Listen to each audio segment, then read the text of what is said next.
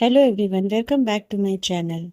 आज हम अपनी वीडियो में दिल्ली के बारे में जानेंगे कि दिल्ली पहले कैसे लगती थी और अब दिल्ली कैसी लगती है, क्या क्या चेंजेस आए हैं दिल्ली में। तो चलिए शुरू करते हैं। आज की दिल्ली मतलब क्या ख्याल आता है मन में? वही गाड़ियों का शोर, हर तरफ ट्रैफिक और हाँ, प्रदूषण। पर एक मिनट रुककर सोचते हैं, क्या दिल्ली हमेशा से ऐसी ही थी? बिल्कुल नहीं। तो चलिए आज ना हम सब मिलकर एक सदी पीछे चलते हैं और देखते हैं कि उस जमाने में दिल्ली का दिल आखिर धड़कता कैसे था। तो तैयार हैं? आज के इस शोर शराबे से निकलकर चलिए वक्त में पीछे चलते हैं। एक ऐसे सफर पे निकलते हैं जो हमें उस दिल्ली से मिलाएगा जो कहीं खो गई है। एक दिल्ली जो बेहद शांत और सच में बहुत खूबसूरत हुआ करती थी। फर्क तो देखिए एकदम साफ है ना? एक तरफ आज का शोरगुल और दूसरी तरफ उस जमाने का वो सुकून। ये बस दो तस्वीरें नहीं हैं, ये तो शहर की आत्मा में आए बदलाव की कहानी है। और आज हम इसी बदलाव की तह तक जाएंगे। तो शुरुआत करते हैं शहर की रफ्तार से, मतलब उस दौर की दिल्ली की सड़कों पर जिंदगी चलती कैसे थी, क्या माहौल होता था। जरा ये देखिए, ये है 1945 का सदर बाजार। अरे आज की सोचिए, आज तो यहां पैर रखने की जगह मिल जाए तो गनीमत है। पर तब तब देखिए बैलगाड़ियां और तांगे क्या शान से चल रहे हैं। सड़कों पर आज जैसी भगदड़ नहीं थी, बल्कि एक सुकून वाली रफ्तार थी। दिल्ली की सड़कों का सफर भी ना बड़ा दिलचस्प रहा है। सोचिए 1903 में सड़कों पर ट्रैम की घंटी गूंजती थी। फिर 80 का दशक आया और बजाज चेतक स्कूटर हर मिडिल क्लास घर की पहचान बन गया।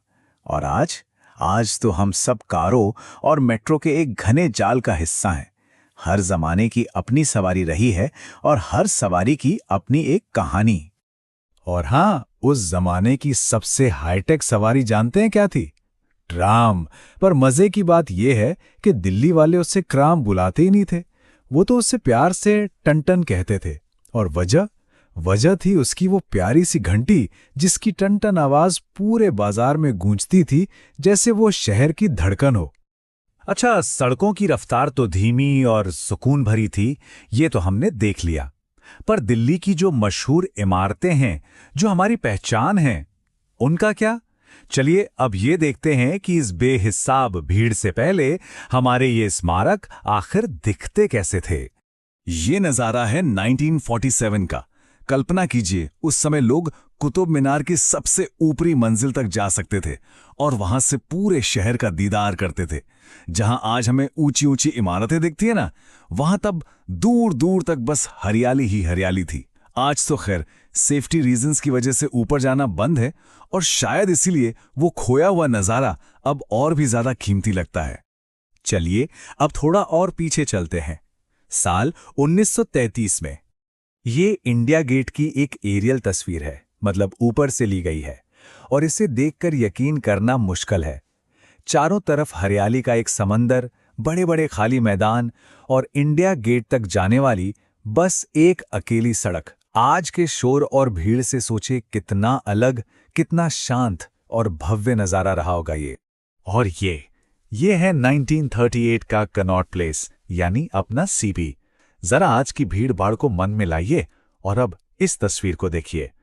चारों तरफ बस खुलापन, शांति और गिनी चुनी गाड़ियां। ऐसा लगता ही नहीं कि ये वही सीपी है। वो सफेद इमारतें उस माहौल में कितनी अलग, कितनी शांत दिखती होंगी। और देखिए, ये कहानी सिर्फ सीपी की नहीं है। लाल किला हो या जामा मस्जिद, इन सभी बड़ी बड़ी ऐतिहासिक इमारतों के सामने जो खुले मैदान और बाग हुआ करते थे, वो अब दुकानों, गाड़ियों और घने ट्रैफिक की भीड़ में कहीं गुम हो गए हैं। सच कहें तो शहर का पूरा कैरेक्टर ही बदल गया है। अच्छा, इमारतें और सड़कें तो ठीक हैं, पर किसी भी शहर की असली पहचान तो वहां के लोगों और उनकी जिंदगी से होती है ना? तो चलिए अब जरा पुरानी दिल्ली की उस सांस्कृतिक आत्मा में झांककर देखते हैं। ये देखिए, साल है 1922, जगह है चांदनी चौक और मुहर्रम का एक भव्य जुलूस सड़क से गुजर रहा है। गौर से देखिए, हजारों लोग अपनी छतों और बालकनियों से इस नज़ारे को देख रहे हैं। उस वक्त ना तो ऊंची इमारतें थीं, ना ही बिजली के तारों का कोई जाल, बस एक खुला आसमान था और सब लोग मिलकर एक त्योहार मना रहे थे।